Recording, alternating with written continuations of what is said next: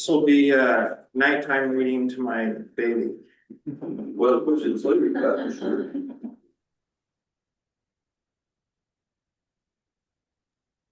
Yes. Optional.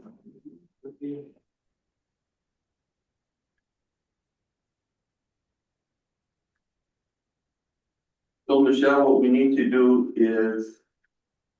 We'll have to amend the agenda. amend the agenda. Okay, Yeah. and it would just be.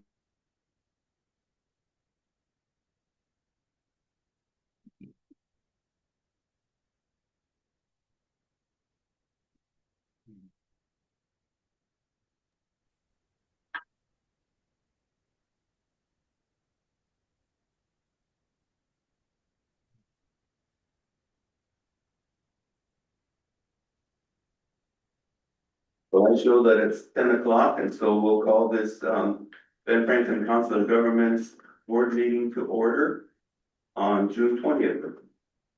And we'll start with the convening statement.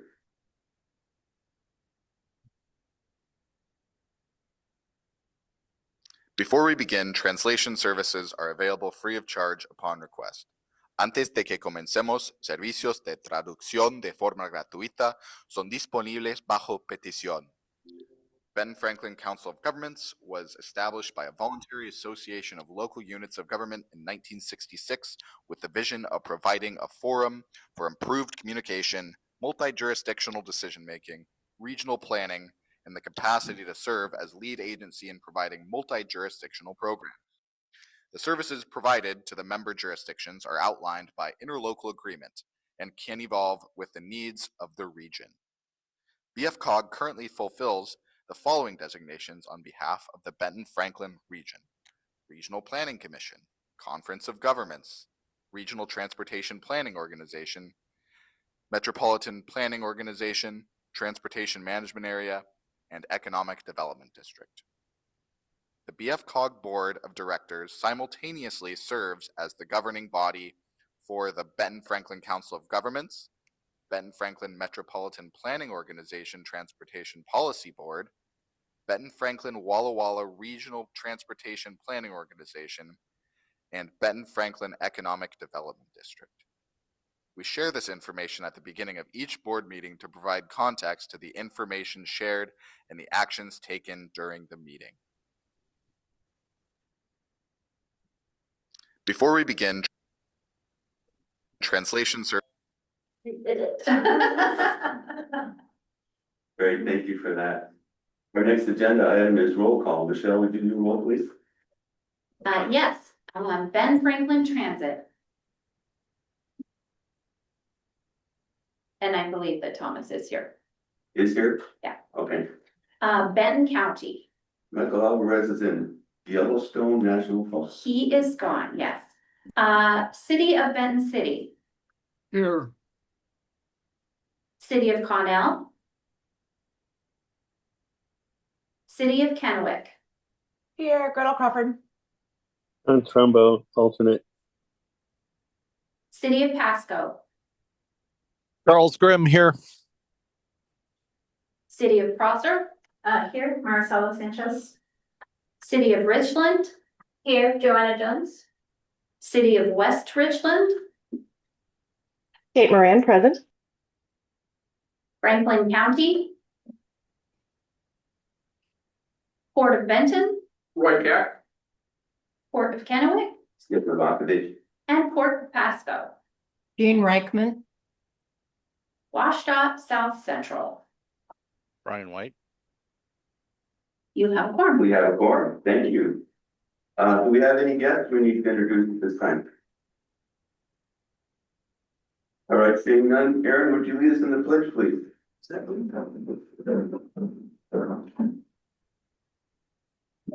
I pledge allegiance to the flag of the United States of America and to the republic for which it stands, one nation, under God, indivisible, with liberty and justice for all. Thank you. I'd like to call for a motion to approve the agenda, but we need to amend the agenda to include item 9B1, a resolution 06-25 approving the SEDS. So can we have a motion to approve the agenda with that amendment? So moved. Thank you, Roy. Is there a second? Second. Been moved Second, and Kate Moran. Thank you, Kate. Been moved and seconded to approve the agenda. Is there any discussion? Hearing none, all those in favor signify by saying aye. Aye. Aye. Those opposed say no. The agenda is approved. Thank you. Next is our session of public comment. If anyone would like to address this board on any item that's on the agenda or anything you'd like to make us aware of, we just ask that you state your name and city of residence for the record and probably limit your comments to about 3 minutes. Would anyone like to make a public comment? All right, hearing none, then we'll move on to the presentation of 5 facts. Michelle. Okay, so our 5 facts presentation is an opportunity for us to do a little deeper dive into some of the background elements of the COG. We often take for granted the fact that we do lots of different things, and maybe our board members might not all remember the nuances of everything. So today we're going to talk about our EDA Partnership Planning Program, the PPP, that grant and why it matters. So the first thing is that the PPP funds our economic development role for the region. This grant is how we operate as an economic development district. So under that, we are responsible for the long-range economic development planning under federal law for the Economic Development Administration. And we coordinate, convene, and guide economic strategies at a regional level. The reason this matters is that if we didn't have a designated economic development district, we would not be able to fill economic planning requirements under the EDA, and we wouldn't have that conduit to funding and programs not only under the Economic Development Administration, but also the additional leverage that having an economic development district provides for other federal funding. Just as a side note, our economic development district was designated in 1991. So we have been the EDD for many years. So fact number 2, the PPP pays for 1 staff position here at the COG. So this is a 3-year, $225,000 grant. So we receive $75,000 a year. This grant is a 1-to-1 match. So for every $75,000 we receive from the EDA, our local dues match $75,000. So that gives us $150,000 per year to fund our economic development district activities. This underwrites 1 staff position's salary and the indirect recovery costs against that salary, which then covers fringe benefits. This provides us a role that's not funded under our transportation program to focus specifically on economic development. The downside is, however, that's not enough money to pay for anything else related to anything we would do for economic development.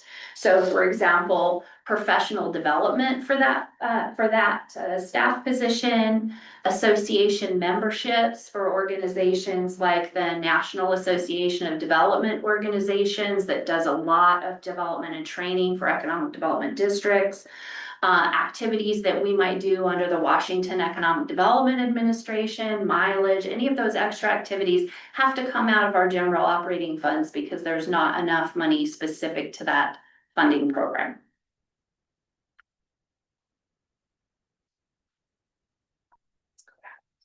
Okay, so under the PPP program, we produce the SEDS, which we're going to talk about in our action items today. This is a core deliverable of the partnership planning program. This is a 5-year long-range economic plan. Then we update it every year after its initial adoption in the first of its 5 years. And then additionally, we convene and coordinate working groups to guide the implementation of any of the strategies or investment applications that might happen to support those economic development efforts. So part of the reason why this matters is, of course, the SEDS is a federal requirement to qualify for EDA funding. So whether an application came through the COG or any jurisdiction were to apply for EDA funding under their multiple programs, if we didn't have the SEDS, that's an initial qualifying requirement. It would make it impossible to receive funds. The second would be that local projects use the SEDS to strengthen their grant applications, whether that's to the EDA or any other state or federal funding program. The SEDS provides that independent third-party justification that shows they've collaborated regionally, there's an impact for their program, and it's important. So I'm not just telling you it's important, someone else said it was important. Then, of course, it builds alignment across the jurisdictions. Everybody can see the kinds of projects and programs that are going on, and they've been discussed at a regional level. Fact number 4, we provide technical assistance to local governments. So providing technical assistance is that second core deliverable of the partnership planning program. That's why they call it the PPP, because it's all about partnership planning and coordinating people. So we share information and funding opportunities amongst our jurisdictions. We help with grant readiness and application support, especially to the EDA, but others, we did this before we had our grant navigator role, which is a little more in depth. What we did prior was we would bring in staff from the EDA to host a workshop, for example, about a funding opportunity, what it would take to apply, how to improve applications, understand the process, those kinds of things. We support economic development planning through data and analysis. You'll see a lot of background data and information in the SEDS, but we can also do that outside of that document. And then we convene site visits, training workshops, committees, partnerships, whatever seems to work best. Again, why does that matter? It's federally required for us to do this in order to qualify for EDA funding. And again, local projects lean into this technical assistance as well to support their work. Then fact number 5, we're important to the regional economic ecosystem. There's a lot of questions. So if you think about the SEDS and the Economic Development District, it's very similar to what we do as the MPO and when we produce the Metropolitan Transportation Plan. That's the long-range transportation plan for the region. The SEDS is the long-range economic development plan for the region. So often we think about, well, we have our role as the MPO and our role as the Economic Development District. But our primary responsibility and the kind of entity we're listed as with the state of Washington is a regional planning agency. So under both of those umbrellas, we are doing regional planning. So we bring together the local jurisdictions to identify regional priorities, encourage state and federal investment, and try to reduce duplication of efforts and conflict. So some of those conversations might be, who might be applying for a state or federal program? We wouldn't want to have 2 applications coming out of the region that are then competing against each other, if at all possible. So this gives us a way to start talking about that. How does that help? It keeps our region competitive and coordinated. The Regional Economic Development District, again, it strengthens those grant applications, and it builds alignment across jurisdictions. So for example, there was a couple of years ago when the EDA first came out with their tech hubs program, and they also had one around cluster development. Port of Benton was working on applications from the port. We were also having other conversations about should there be an application around ag innovation, for example. And so we had some coordinated conversations to understand what was the port applying for. Was there enough momentum and background to apply for something for ag? And did we want to, in fact, be competing at that level? Ultimately, we didn't submit the ag innovation application for that reason, because we better understood what was going on with the funding and its intention. But that's just one example of how that happens. So most important for our board members to understand is that your support and the support of the jurisdictions is really critical for us to be successful as an economic development district and with this grant program on its own. So this grant is up for renewal again this fall. It's by invitation only by the EDA. This is not just an open grant application that any entity can apply for. You have to be an economic development district in good standing, have met all of your compliance in order to be able to invite it to reapply. So we've been doing this since 1991. I have no reason to believe we won't ever be re-invited to apply. But renewal is not automatic. We do have to demonstrate that we have met the expectations of this program.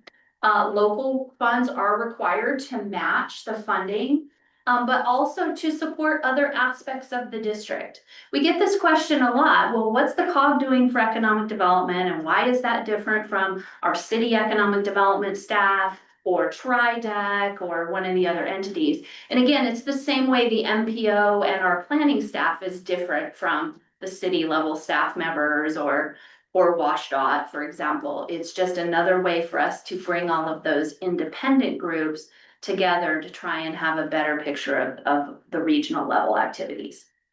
So it is important for us as staff to work with you as board members to communicate this program and its value back to your jurisdictions.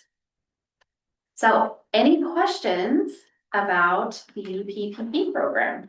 Any questions from anybody? I do. So you know, with the transportation, I've seen, you know, the documentation, the progress, you know, you guys come to our city council and, you know, tell us exactly or, you know, how our investment is translated when it comes to, you know, city benefits. I haven't seen that for the economic development. So I would like to know, what are the metrics that we're going to have in order to determine whether the program is a success and how that benefits, you know, the region, but also the city. Wonderful question.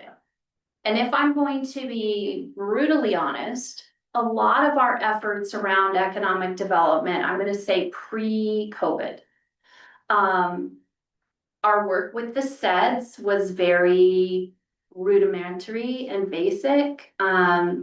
I think to some degree, it has to do with the adequate staffing and funding for this program. We met the requirements, but there's not a lot of extra staff time aside from doing the SEDS. And at that point, we were also operating the revolving loan fund program to kind of step up those efforts for communication, engagement, involvement. Now, post-pandemic, we had a flood of EDA funding, we had extra staff, we had a different funding program, so we had 2 full-time economic development people doing things. It was easier to draw attention to some of that work and talk about it, but metrics were an area that was really weak. We reported a lot back at that point about what was going on with the revolving loan fund program, because that was kind of our front-facing activity, and then we produced a SEDS. And that was it. Well, now we're phasing out of the revolving loan fund program. We're stepping up our SEDS. And when we look at that, I think those of you who have seen a few iterations will see the difference in what we were able to put forward this year. But metrics was an area that the SEDS requires. We had some lip service to it in past SEDS. Last year's SEDS update was the first time we went back and revisited, actually even measuring the metrics that were in the SEDS to say, how are we doing? This year, because we're starting fresh, much more information about how we can measure results. One of the challenges that exists in measuring the results of the SEDS is similar to challenges we have with some of our other planning program products for transportation, is that we don't control a lot of what happens. So we have this regional strategy, we coordinate with people to say, here's some things that could be working on. We can convene working groups, do some education, but at the end of the day, when the rubber meets the road, somebody else is doing it. So trying to find that metrics that holds us accountable to the parts that we need to do. And then also measuring, are we seeing success? All of that can be done better, and we're taking steps to do that better. That was the long answer, I'm sorry. Yeah. Any other questions? Well, I have a fact number 6. Fact number If you 6. take a look around this room, I just happened to find out it's been repainted. And guess who repainted it? Our executive director has multi-talents. And I understand she and her husband repainted this room, so Michelle, thank you for your work. Well, thank you. You are welcome. All right, we'll move on to consent agenda. These are items considered of a routine nature, taken by one vote of this board. Any item can be removed, placed further on down the agenda for further discussion. Do we need to remove any item from the consent agenda? If not, can we have a motion to approve the consent agenda as presented? This is Kate Moran. I move to approve the consent agenda as presented. Thank you, Kate. Is there a second? Second. Been moved and seconded to approve the consent agenda as presented. All those in favor signify by saying aye. Aye. Aye. Those opposed say no. Consent agenda is approved. Thank you. We'll move on then to action items and EDD action item on page 16. And Michelle, is that you taking that one off? That is me. Okay, so our action item is to approve resolution 625, adoption of the Economic Development District's 2026 to 2030 Comprehensive Economic Development Strategy. As presented, we will come back to that because I'm going to review for you what the heck is in this says and why you would want to approve it. But important background, it was compiled through both community and jurisdiction input. It has been open for a 30-day public comment period that actually ends Tuesday of next week. So even though you're going to approve it today, we won't officially send everything on until we have that comment period closed on Tuesday. It has been reviewed by our legal counsel to ensure compliance with all of the most recent White House executive orders. We did make 2 or 3 strategic wording changes to just make sure there wasn't anything that might be flagged as not being compliant. That's not something we've ever done with the SEDS in the past. However, just given the heightened scrutiny that all federal activities are going through now, it was recommended, and so we took that extra step. And it has been recommended for approval by the advisory committee for the Economic Development District. So I hope you've had a chance to look at the SEDS plan that was sent out in your board packet. If you haven't before this meeting, we'll go over the high points now, but I encourage you to look at it. Right now, I want to give a couple of pieces of huge kudos. One is to Daisy Chandler, who of course is not here today. She is on her destination honeymoon and will be back in a little over a week. But Daisy coordinated the heavy lift of finishing out this SEDS and making it the document that we have today. And then it looks beautiful with infographics and other things because Erin went through and took our plan and made it something that would actually be enjoyable and easy to read. So they both deserve huge compliments for the efforts that they put into the SEDS. Additionally, Kristen, Eby, and I coordinated with our jurisdictions on all of the project information included in the Appendix B, which in my opinion, from a local level, is the most important part of the SEDS because that's where we actually point to the projects and funding that are going to be going on by our jurisdictions. So Michelle, you're absolutely correct. This is an awesome document and it's something that people should really take some time to take a look at and study because there's an awful lot of information in there that's worthwhile. Thank you. Okay, so first up, your SEDS starts with an introduction to the Benton-Franklin Economic Development District, and actually just sets the stage for what is a SEDS and why do we do it. Next is the economic profile and clusters. You can see the infographic here with the key economic clusters from the region, as well as top employers. The document itself has obviously some more detailed commentary, but the infographics at least tell you the high points of what each of these areas are.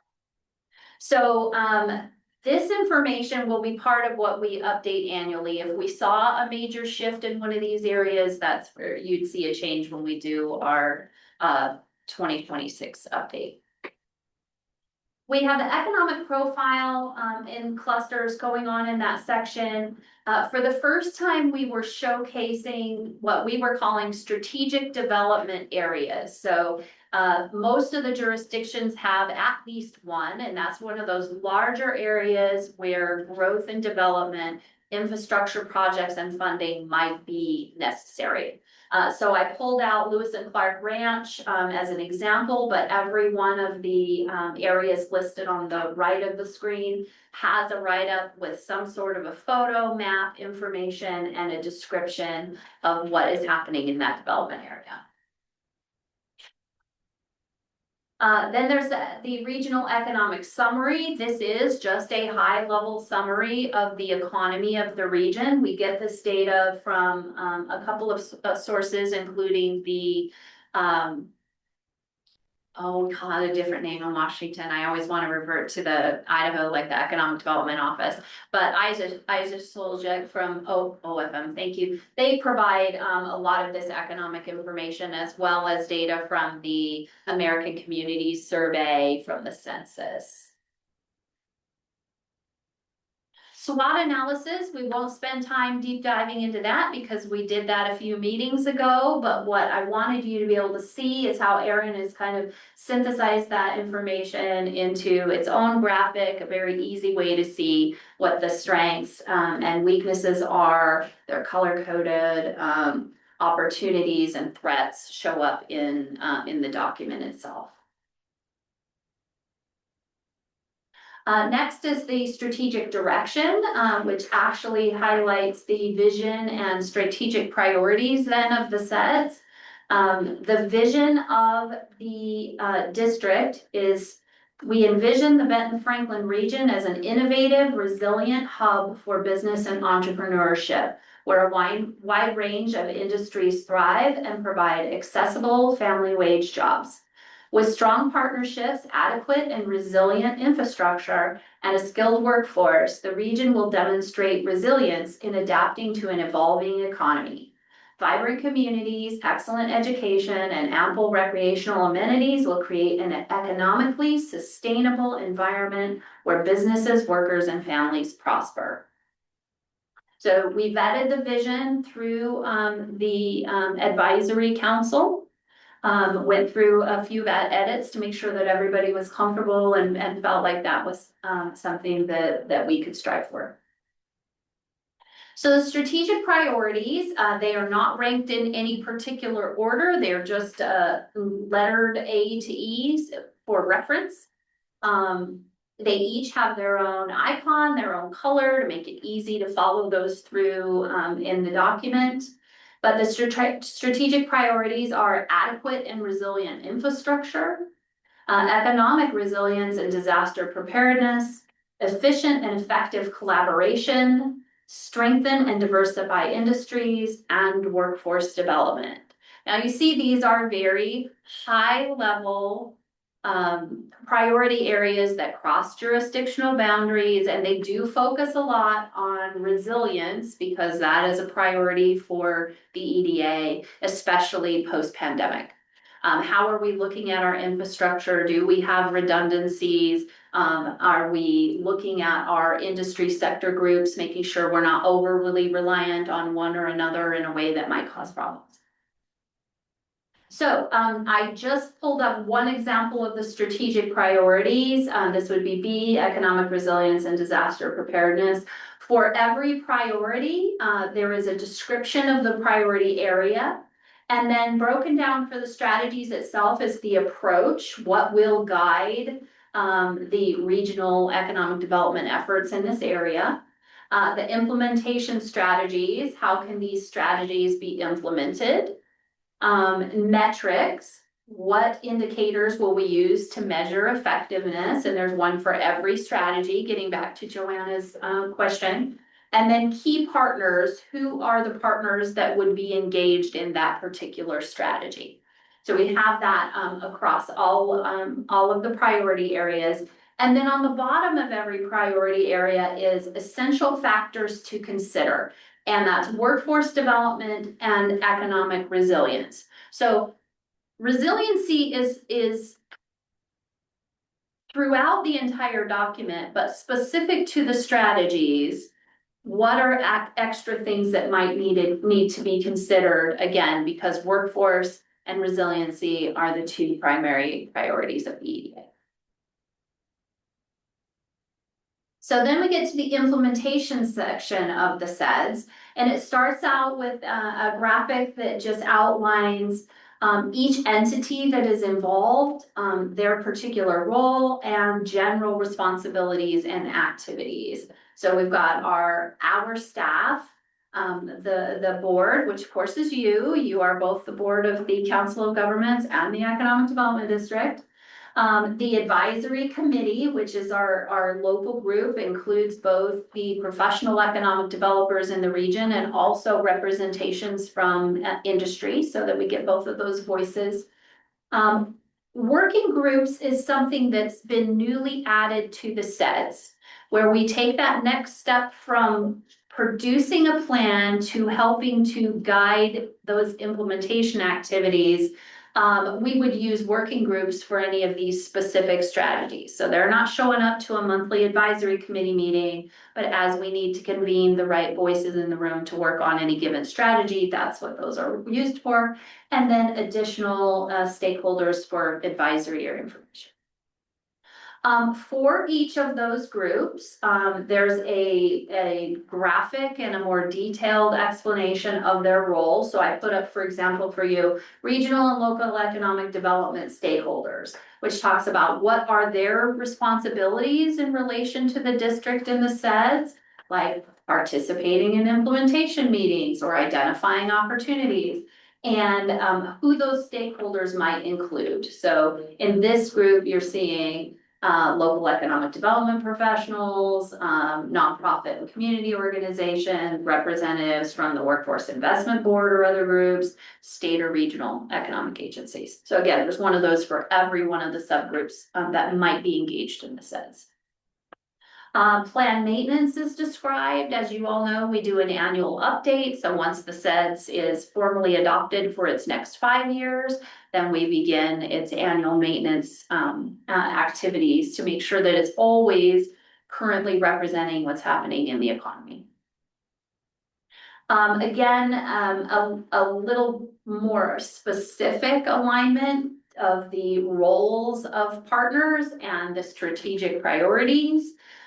Just in a graphic form, who is doing what in relation to each of those strategy areas, which again is a level of identification and alignment that we have not had in our SEDS in the past. Then we get into the appendix of the plan. There are two. The first, Appendix A, is the economic profile. This is the full report of all of the data that was used to be included in the SED. So I've given you just a couple of screenshots of the numerous pages that are in that profile. But you can see there's info from Stat America, the Census Bureau, and again, our state information is included as well. And then Appendix B, which again, from my opinion, is the most important part of the SEDS, the strategic project list. So we made some changes to it this year, partly to help us with metrics and measurement.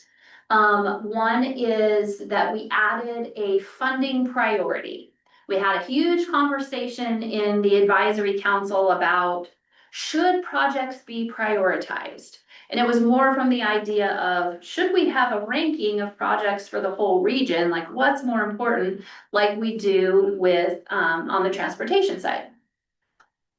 The debate really centered around the fact that it would be nearly impossible, because when you're talking about infrastructure projects, they're unique to each community. There's no way to rank one person's project over another project.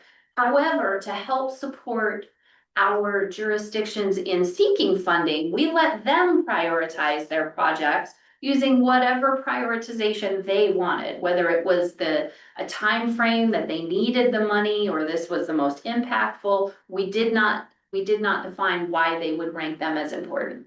But that way, when they're applying for funding, they can say, this is the number 2 project on our list, or what have you.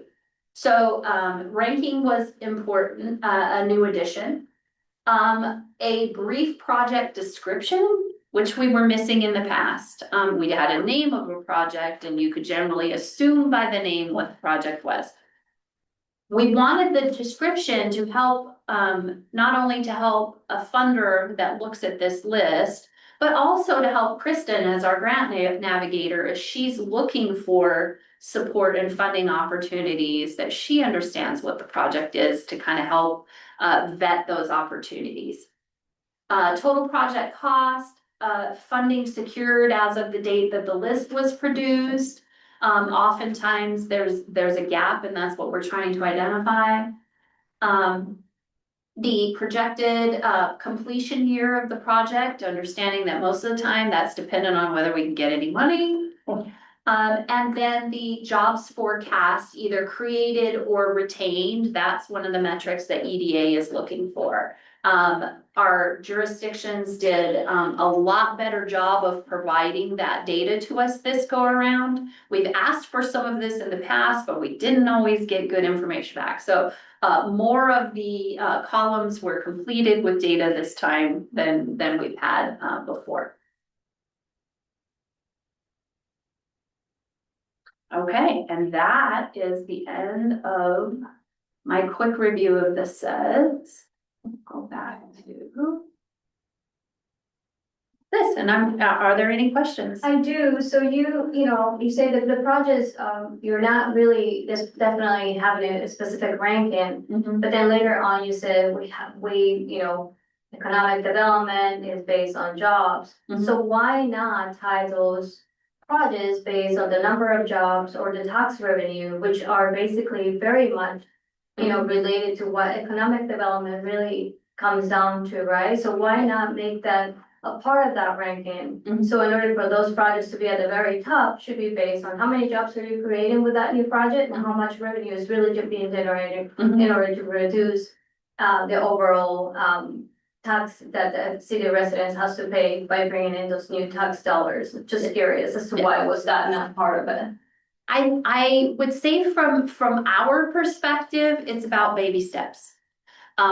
Since in previous years, we were doing good to just get anybody to tell us whether jobs were impacted at all, or how much the total project might be.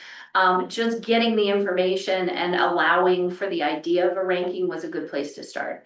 There was conversation in the committee about when we do our next update, focusing again on what are the metrics, how does that matter? When you're talking about EDA funding specifically, jobs and economic impact are a huge portion of that. Other funding sources might not be tied to that, it might be tied to something else. So we're trying to keep the data as flexible as possible to support whatever applications might happen. But yes, you're absolutely correct, and that would be the natural next progression as we continue to refine. Thanks. Any other questions? Kate has her hand up. Kate? Thank you. Yes. First off, this is amazing, the amount of information that was collected with all of this. I did wonder on page 25 of the packet, or page 7 of the SEDS, it has an infographic with a timeline in it. And on that timeline, let me get back to it. I was kind of looking at something else. On that timeline for number 5, it says public comment closes on the 23rd of June. Is there an issue with us approving it prior to the end of the public comment period? There's not. What we have noted both, I believe on the website and in other communication that we'll have for EDA, is that any public comment that came in after the 13th, when we sent the board packet out, would be considered and incorporated during the year one amendment. So because we do look at this plan every year, if we received any comment after that time, it would still be noted and addressed. Okay. All right. Just wanted to make sure that we were. Yeah. That's a good Thank question, you. Dave. Anybody else with questions? All right, then I think we're coming down to a motion to approve resolution 0625. So moved. Second. Been moved and seconded to approve resolution 0625, adopting the Benton-Franklin Economic Development District 2630 5-year comprehensive economic development strategy, or SED, as presented. Any board discussion? Hearing none, all those in favor signify by saying aye. Aye. Hi. Opposed, say no. Resolution 0625 is unanimously approved. Great job, the staff, for preparing this. This was a great document. Thank you. Thank you. All right, then we'll move on then to MPO, RTPO reports, regional planning staff. Tanner, is that you? Tanner will present on his report after I give a quick visualization of some sweet new tools that COG has just purchased with some use it or lose it button. Whatever you just said. Yeah. Sweet new tools. Yeah. So if you rewind your clock a couple years ago, I presented on what was called the vehicle miles traveled proviso from Washington, from the WashDOT. They give a chunk of funding to the impacted counties. We were one of the RTPOs that received funding for that. We had use it or lose it funding that was tied to vehicle miles traveled.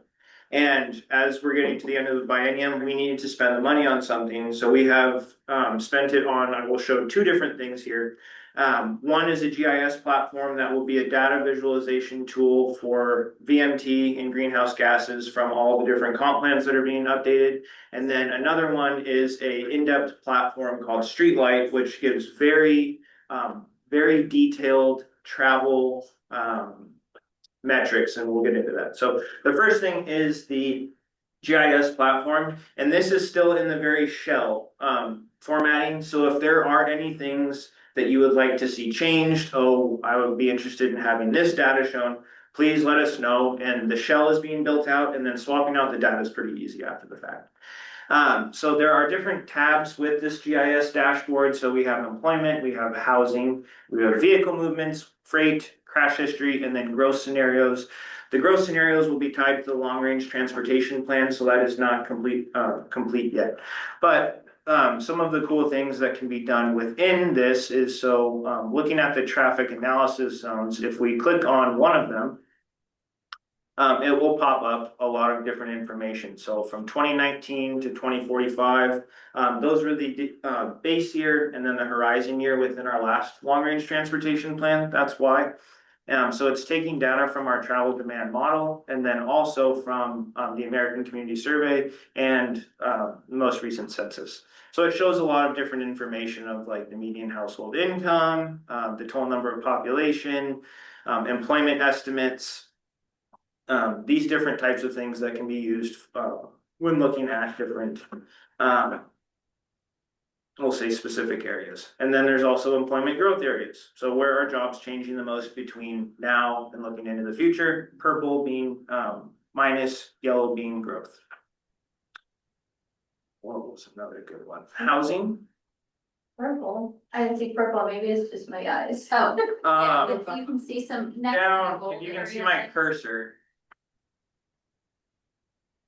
And that's also another good thing to note with trying to make it more data or make it more visually accessible if people are colorblind or have hard visual cues. Purple is probably not a good color, so appreciate that. So another one is housing. So looking at the different boundaries, and I will say over on this left-hand side, you can click on one of the jurisdictions. Councilmember Jones, since you just spoke up, we'll click on Richland. We will, as we just clicked on Richland, it just selects only within Richland. So you can see that the urban area households has changed. The urban area 0 car households is shown. And then the population of Richland is shown right here. So this can be done. So then you would click off Richland, it comes back up to the urban area. And I'll say, why isn't it showing all of Benton-Franklin County? So the travel demand model is only for the urban large area. However, we are expanding it to be able to pull in data from Prosser all the way out to the edges of Franklin County and Connell. So that will be incorporated into this as well. As Tanner has done many of the presentations around the region on the regional traffic program, excuse me. This is showing our travel demand model and then some of the data that will be within our congestion management process. As you can see on the bottom right hand corner, we have some placeholders. So there will be more data added to this, but this is just something temporarily. So you can zoom in and it can be very, very detailed and showing the number of cars, AM, PM, daily. So how many cars are moving around within the region. Is all of this data easily available to our transit agency? Yes, it is. And I actually had my bi-weekly check-in with BFT this morning and showed them all this. So they're going to provide comments as well as what they want to see in this. We'll jump over to the crash history because this is a really cool feature. So if we were, it's showing all the different types of crashes within the region, not taking that out of context, not very cool. But if we wanted to look at the angle crashes, so we're seeing all of these big crashes. If we wanted to look at specifically the angle crashes, I think because of where it's at, has it queued already. You can specifically click on the type of crash. There's the different types of crash there are, and it will select those. So if we wanted to only look at bike ped crashes within Kennewick's location, you could click on bike ped and then Kennewick, and it would show the information to that. And it also shows the different type. What played a role in it? Was it dark, speeding, driving under the influence? So those are the different types of things that can show. And then I talked about the growth scenarios. So this will be something that will be built out into the future. So this shows right now, just from our previous long-range transportation plan, 2019 to 2045. The next one will be from 2025 to 2050.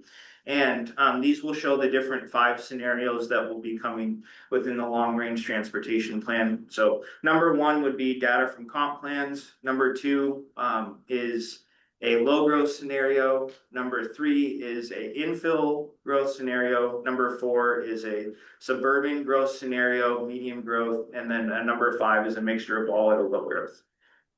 But go ahead. Question regarding the crash analysis with pedestrians and cyclists.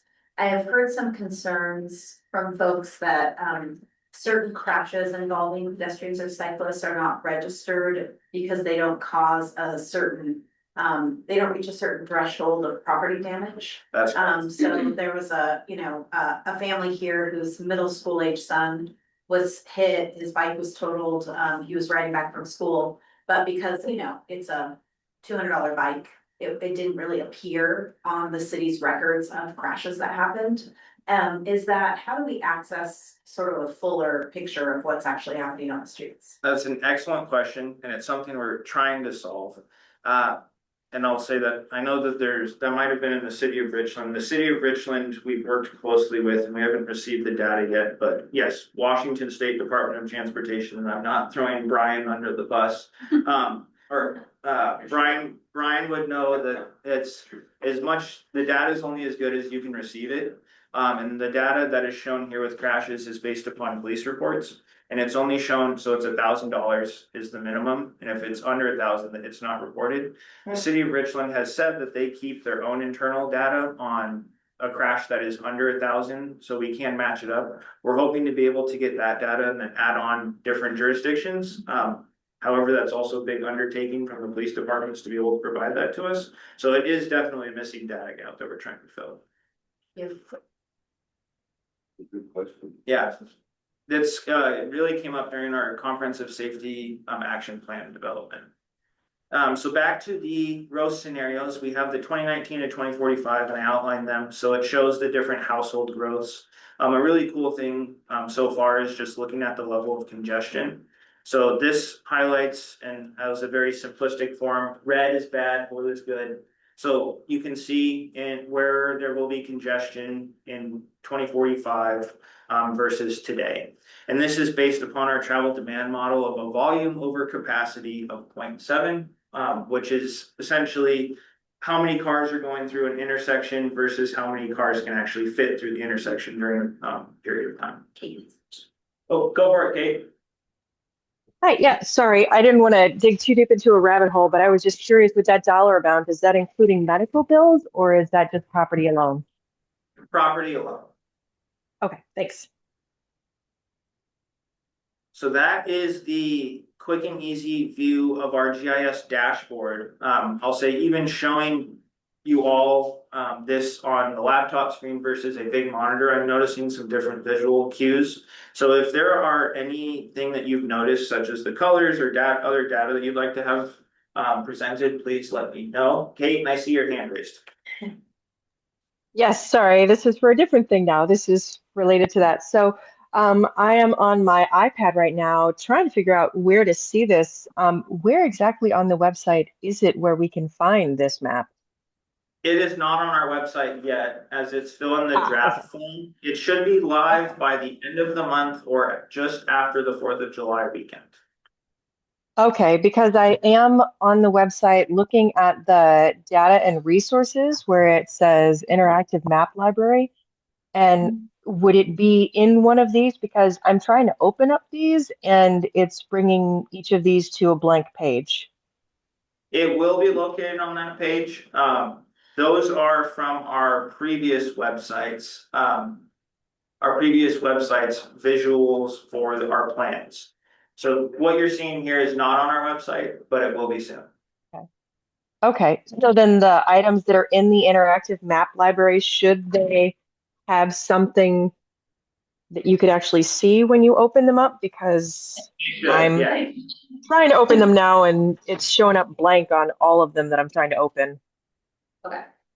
We will, I think I mentioned last month, our new website has just gone live. They took all of the data from the old website and incorporated it in, and then we are in the process of going through to make sure that everything is working and available where it's supposed to be. So thank you for pointing that out to us, and we will add it to the list of things we're adjusting on the new. No worries. Hey, if you ever need somebody to look for bugs, let me know. I'm your person. Thanks. I will flip over to the Streetlight platform now. So this was an example I did for US 395 within the city of Kennewick. And this is it's showing the average daily traffic right now, and you can select your data, your range that you're doing this for. So as today is the 20th, we will have access to May 2025's data today. I showed this from an average of 2024 to show the impact of the construction on the Blue Bridge. So this is just showing the corridor of 395 within the city of Kennewick and the cool visualization tools that can go with it. So as you can see, bigger the bar, more cars. So over here on the right hand side, we can see just over the bridge, there's 32,500 vehicles on average each day going into the city of Kennewick on the Blue Bridge. And this is just showing, that's a really cool way that you can move around. You can move back and forth. Wow, really fun. But with that, more than just looking at the number of cars, you can see when are the cars moving the most through this segment. So you can see, okay, midday, there's more than there's a total of 197,000 cars moving through. And then this is where it gets really into some big data, and this is using some cell phone information from Streetlight, so you can get education and income. So what type of people are moving through, and this can help for specific public engagement. How do we want to be? If you want to say, hey, there is a upcoming construction on the Blue Bridge. So where are these people going to? You can look at, oh, they are primarily education services, so we need to do more outreach to those people to let them know what's happening. There's also the trip purpose, so people going from home to work, home to other, or non-home based trip, which means like store to friend's house, store to store, and that type of thing. And then you can also look at trip attributes. So how far are the people moving within this corridor? So mostly people are moving about 10 to 20 minutes. So that could be they're starting in Pasco, driving through Kennewick, and it's a 20-minute trip. But this type of analysis can happen for any sort of road within the region or the entire region itself. I'm going to exit out of this and I'm just going to show what different analysis those are. So there could be a network performance, a corridor study, network origin destination, active transportation, volumes, congestion management, and the list goes on and on. But this is a platform that we've just purchased access to, and we can have up to 10 users. You can share user information. So we're hoping to allow jurisdictions to have their own access to it. So for example, we could grant access to the TAC member from the city of Richland, the city of Kennewick, the city of Prosser, or I can share my login information so people can use it. And so this would be like looking at what is the impact of George Washington Way and Jadwin when doing the one-way couplets and being able to get that type of information. So we have access to this for an entire year, and recently found out the vehicle miles traveled funding has been renewed. So this is a platform that we could continue to purchase into the future. So would this tell you what kind of congestion is going to be on Queensgate, or how many cars are going to go over the Duper Hill Bridge when the new Costco opens? Yes, and that also will be shown within our GIS platform using our model. Interesting. Any other questions of Aaron? I'm just impressed. I want to thank you guys because this is just a lot of work that goes into putting something like this together. And again, I gotta repeat myself again. I'm just impressed by the level of professionalism and the number of, of tasks that you have put on yourselves and have accomplished in such a short amount of time before the Benton-Franklin Council of Governments in 2 days is just 180, obviously. And I'm just very impressed and very thankful that you guys are part of this organization because you have definitely made a difference to help us, city residents, but also city leadership and staff to make better decisions by providing this data that is so crucial when it comes to crashes, when it comes to economic development, when it comes to all, matters that affect our daily lives. So from the bottom of my heart, thank you so much because this really speaks to what you guys are doing and the leadership that you're, taking on this organization. So thank you. Thank you, Jordan, very much.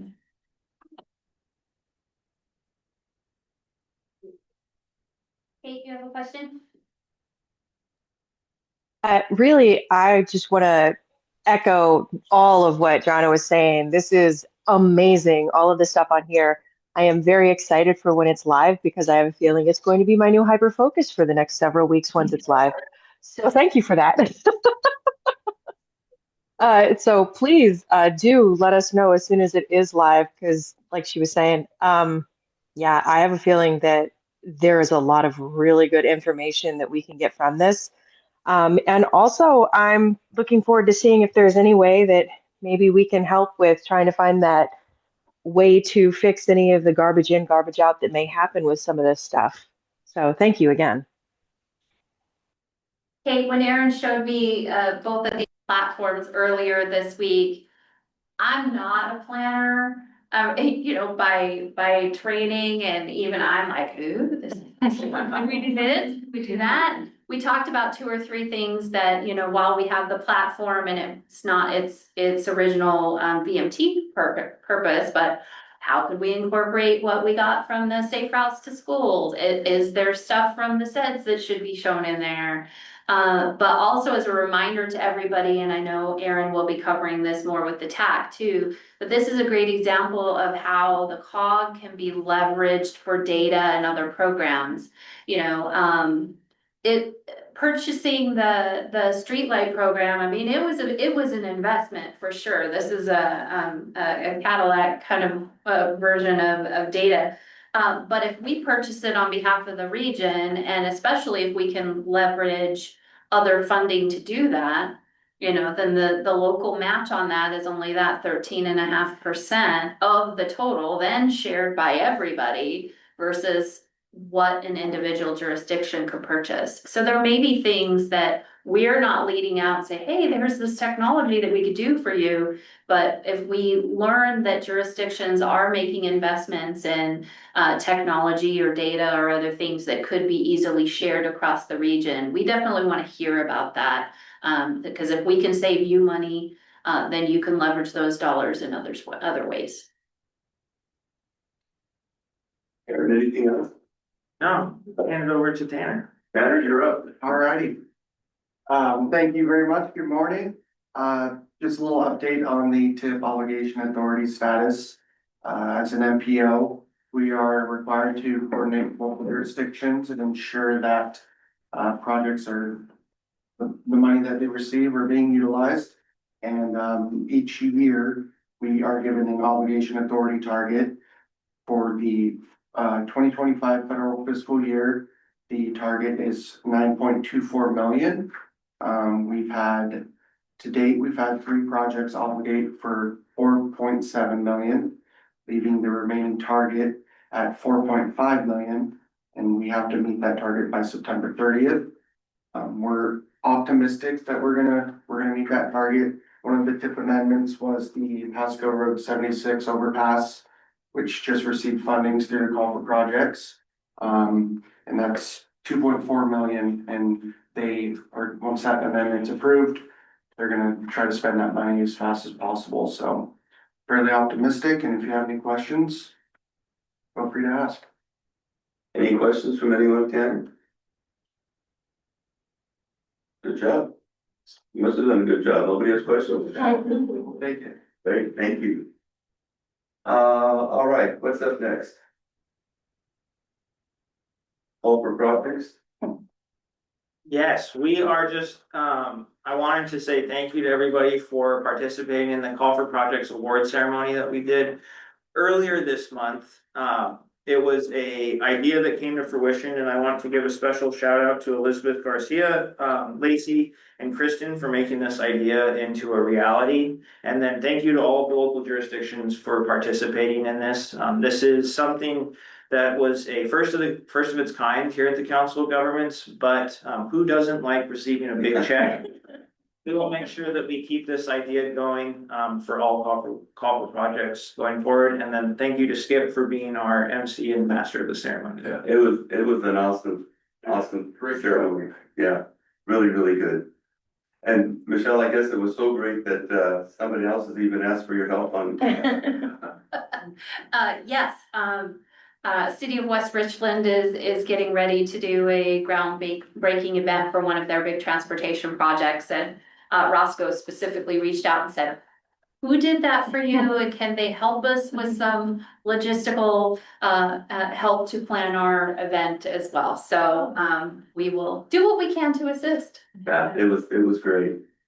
All right, Executive Director, general update. Okay.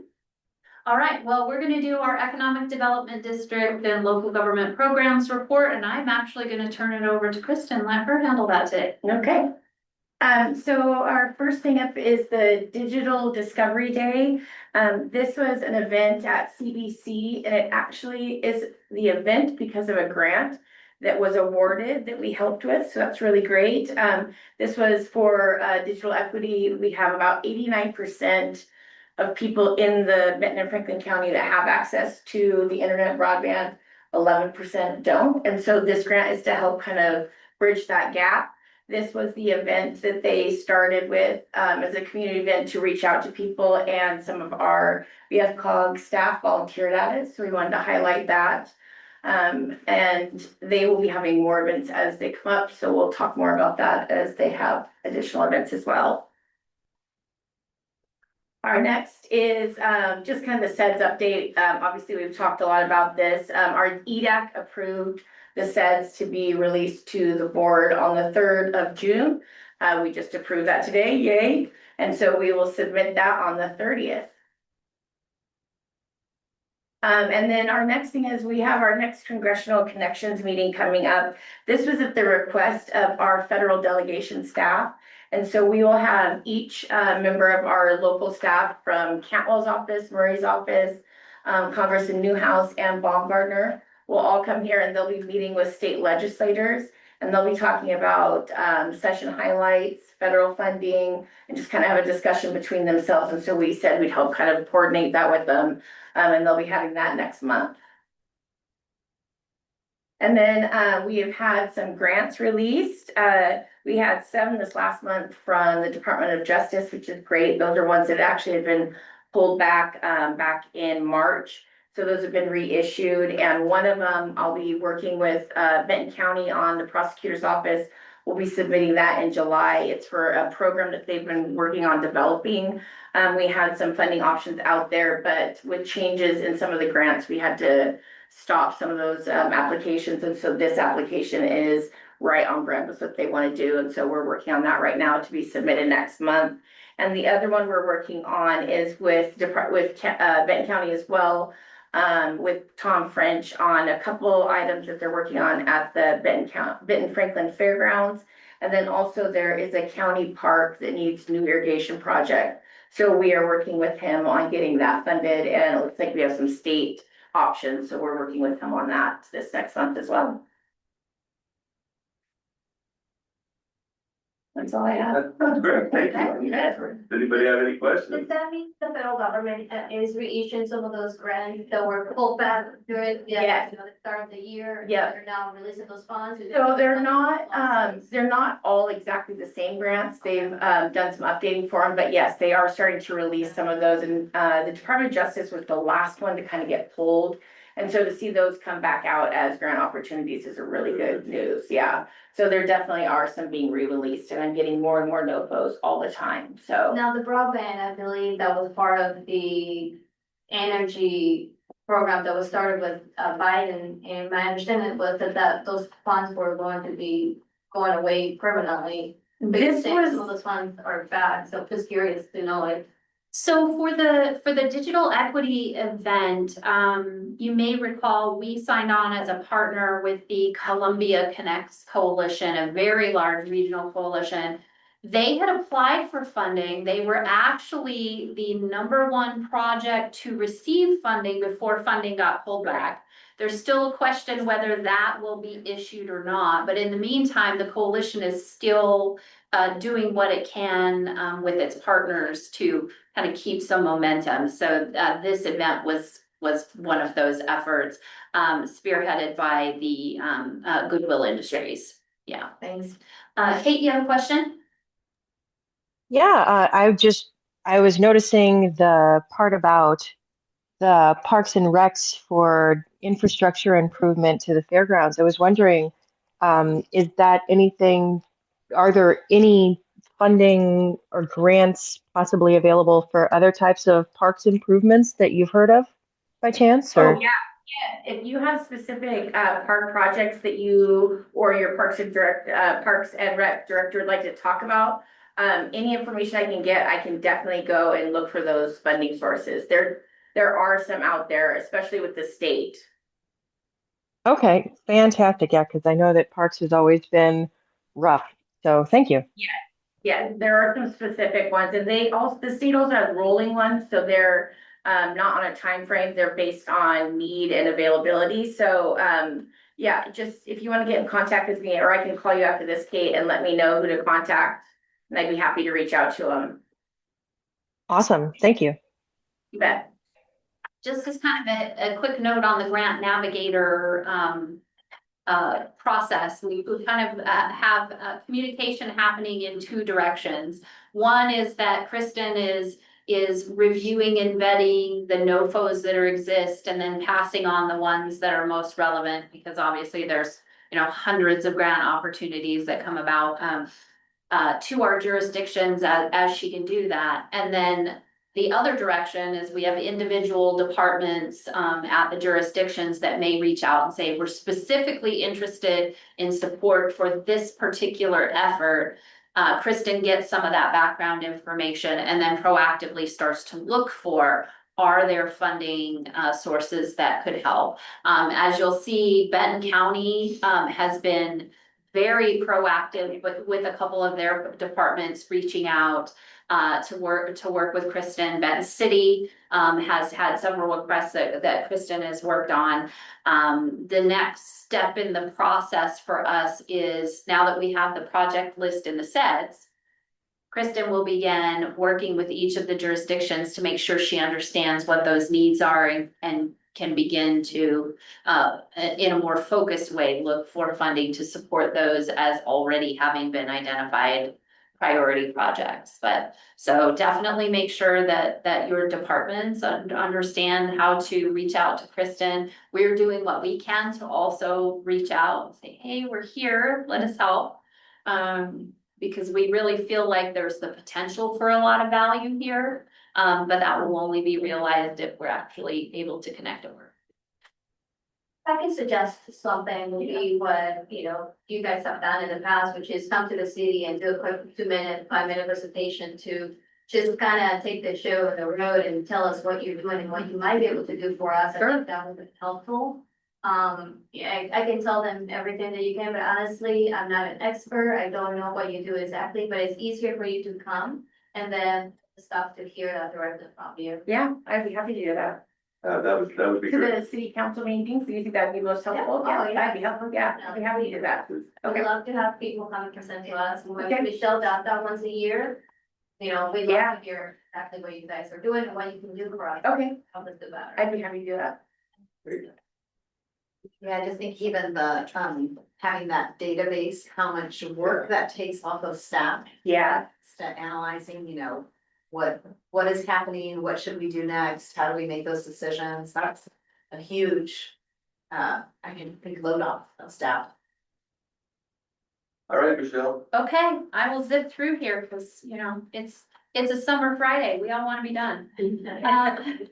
Okay, so for operations updates for me, the congratulations to Daisy. She has her 2-year anniversary with the BFCOG next week. Again, we're looking forward to her coming back. I executed the building lease extension that the board approved a couple of months ago last week. So we'll be in this location through June of 2030. Again, because of having come into this spot during COVID, we really have only just gotten settled into the point that we're using it well. So it's definitely not worth the time and energy to look at going somewhere else now.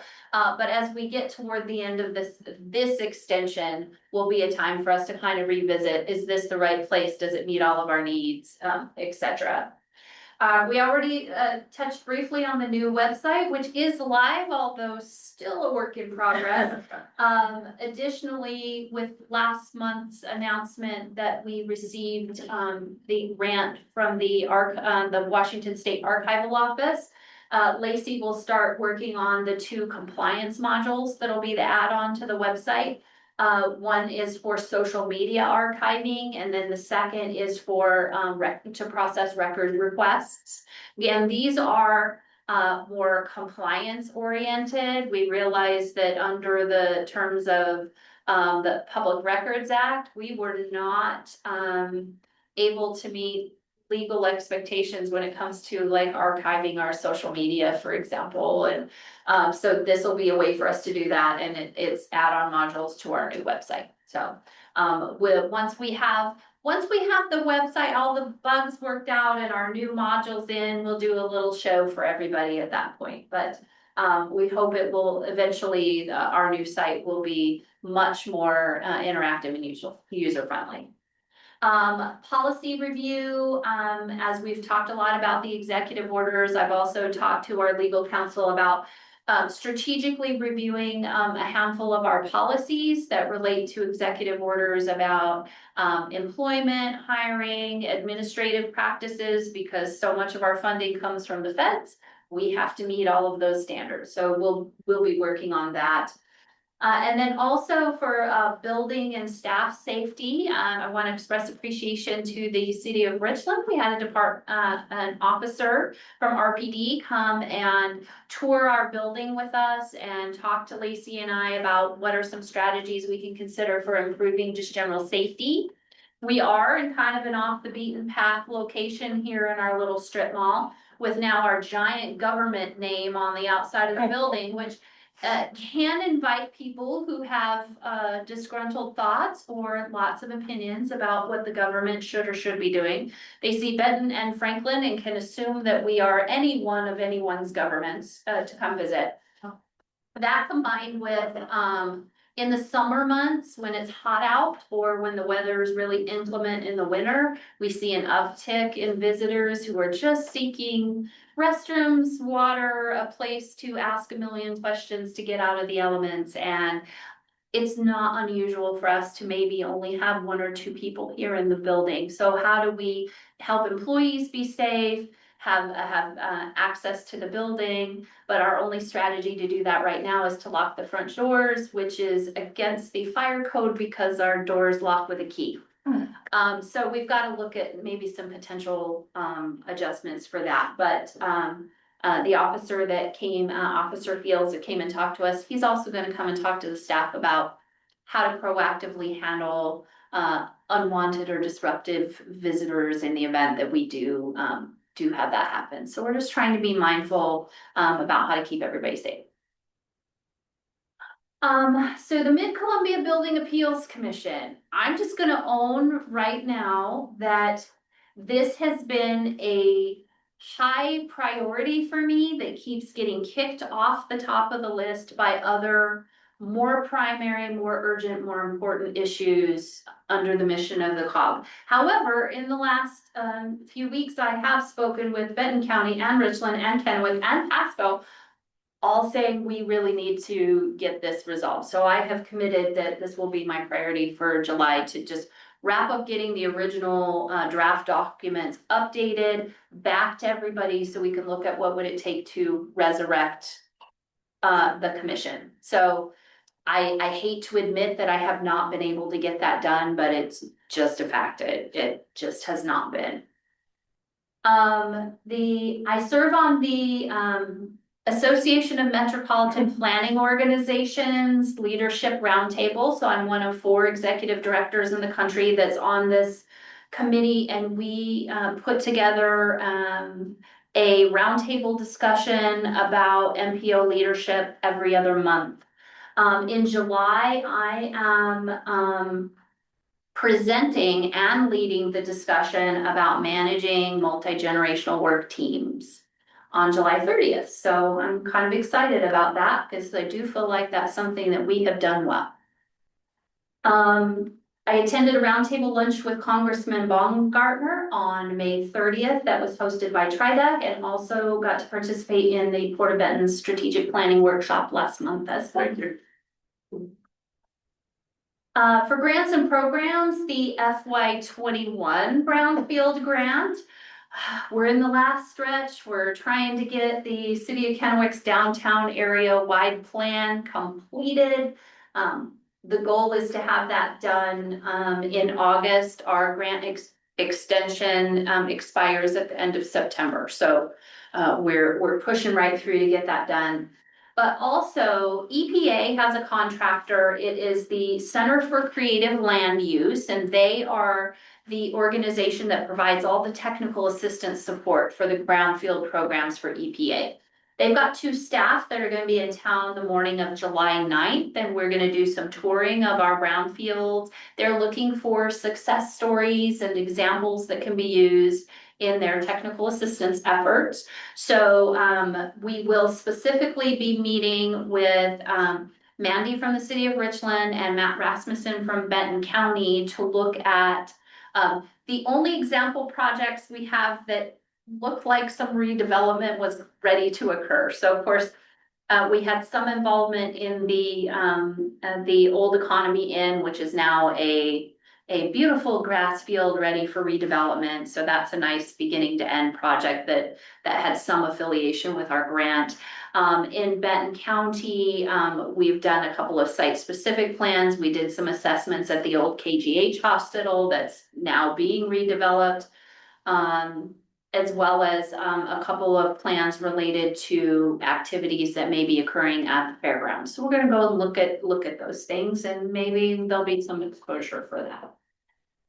The FY25 Brownfield grant, once we were notified that we were selected for award, which is not the same as getting the award. Now you have to go through the what they call it is the negotiation process, where you're submitting a work plan and all of your compliance documents to get to the point where maybe by the end of the year, we will have an actual grant award.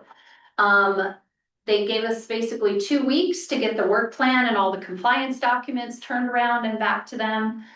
Lizzie did a fantastic job of working with me to get all those things done. She is taking over as the lead for the new grant.